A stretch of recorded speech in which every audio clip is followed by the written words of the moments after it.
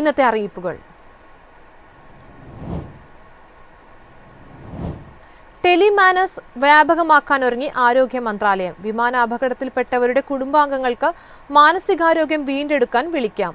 കേന്ദ്ര ടെലി മാനസികാരോഗ്യ പദ്ധതിക്ക് കീഴിൽ പ്രവർത്തിക്കുന്ന സമഗ്ര മാനസികാരോഗ്യ സേവനമാണ് ടെലിമാനസ്.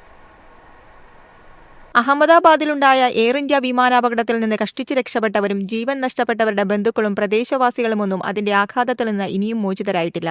അപകടത്തിന്റെ മാനസികാഘാതം അനുഭവിക്കുന്നവർക്ക് ഓൺലൈൻ സഹായ സംവിധാനമായ ടെലിമാനസിന്റെ സേവനം പ്രയോജനപ്പെടുത്താൻ അവസരമൊരുക്കുകയാണ് കേന്ദ്ര ആരോഗ്യ മന്ത്രാലയം. ദുരന്തം നേരിട്ടോ അല്ലാതെയോ ബാധിച്ചവർക്ക് ടെലിമാനസിന്റെ 14416 എന്ന ഓൺലൈൻ ഹെൽപ്പ് ലൈൻ നമ്പറിലൂടെ സഹായം തേടാമെന്ന് വ്യക്തമാക്കി ആരോഗ്യ മന്ത്രാലയം പ്രചാരണവും ആരംഭിച്ചിട്ടുണ്ട്. വിമാനാപകടത്തിൽപ്പെട്ടവരുടെ കുടുംബാംഗങ്ങൾക്കും രക്ഷാപ്രവർത്തനത്തിൽ ഭാഗമായവർക്കും സഹായവും പിന്തുണയും നൽകുക എന്നതാണ് ലക്ഷ്യം വെക്കുന്നത്. കേന്ദ്ര ടെലി മാനസികാരോഗ്യ പദ്ധതിക്ക് കീഴിൽ പ്രവർത്തിക്കുന്ന സമഗ്ര മാനസികാരോഗ്യ സേവനമാണ് ടെലിമാനസ്. ഇതിന്റെ ഭാഗമായുള്ള സൗജന്യമായ നമ്പറിൽ വിളിക്കുന്നതിലൂടെ പരിശീലനം ലഭിച്ച കൗൺസിലർമാരുടെയും മാനസികാരോഗ്യ വിദഗ്ധരുടെയും സഹായം ലഭിക്കും. മുൻകാലത്തെ അപേക്ഷിച്ച് ടെലിമാനസിലേക്ക് വിളിക്കുന്നവരിൽ 5% വർധനവ് ഇതിനോടകം ഉണ്ടായിട്ടുണ്ടെന്നാണ് അധികൃതർ വ്യക്തമാക്കുന്നത്. നിലവിൽ ഗുജറാത്തി, ഇംഗ്ലീഷ്, ഹിന്ദി എന്നീ ഭാഷകളിൽ സേവനം ലഭ്യമാണ്. News desk MyFin TV.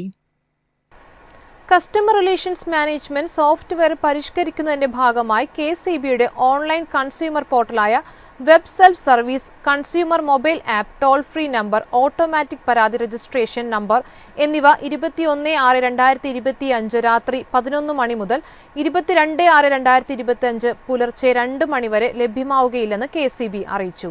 ഈ സമയത്ത് സെക്ഷൻ ഓഫീസുകൾ മുഖേന മാത്രമേ പരാതികൾ രജിസ്റ്റർ ചെയ്യാൻ സാധിക്കുകയുള്ളൂവെന്നും KCB അറിയിച്ചു. സംസ്ഥാനത്തിന്റെ വികസന പ്രവർത്തനങ്ങളുടെ ധനശേഖരണാർത്ഥം 2000 കോടി രൂപയുടെ കടപ്പത്രം പുറപ്പെടുവിക്കുന്നു. ഇതിനായുള്ള ലേലം ജൂൺ 24-ന് റിസർവ് ബാങ്കിന്റെ മുംബൈ ഫോർട്ട് ഓഫീസിൽ ഇ-കുബേർ സംവിധാനം വഴി നടക്കും. കഴിഞ്ഞ മാസം 1000 കോടി രൂപ കടമെടുത്തിരുന്നു. ക്ഷേമ പെൻഷൻ, കുടിശ്ശിക വിതരണം ഉൾപ്പെടെയുള്ള ആവശ്യങ്ങൾക്കായിരുന്നു കടമെടുപ്പ്. സമാനമായ രീതിയിലാണ് ഇപ്പോൾ 2000 കോടി രൂപ കൂടി കടമെടുത്തിരിക്കുന്നത്.